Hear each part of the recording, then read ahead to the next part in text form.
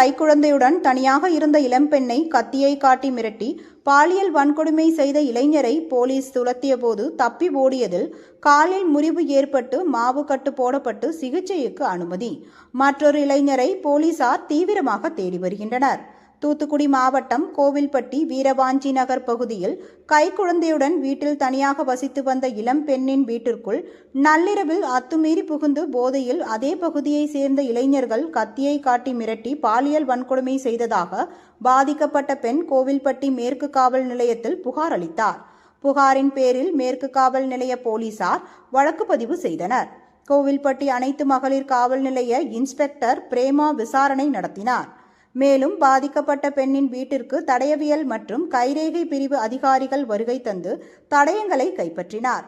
மேலும் மோப்பனாய் சூனா வரவழைக்கப்பட்டு சோதனை நடத்தப்பட்டது.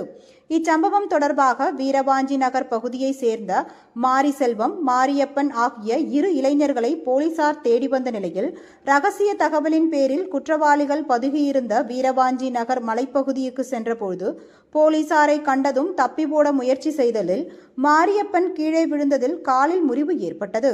இதனையடுத்து மாரியப்பனை சுற்றி வளைத்த போலீசார் கோவில்பட்டி அரசு தலைமை மருத்துவமனைக்கு அழைத்து வந்தனர்.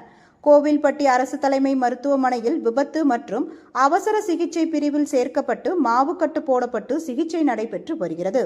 சம்பவத்தில் தொடர்புடைய மாரிசெல்வம் என்பவரை தனிப்படை போலீசார் தீவிரமாக தேடி வருகின்றனர்.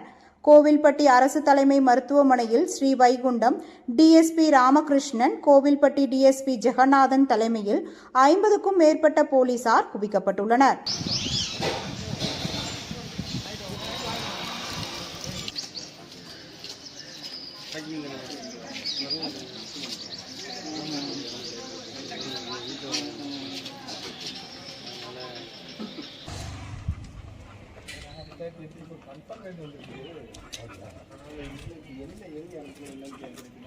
அது இது வந்து சாம்பாய்ச்சி போய் எந்த புரியலா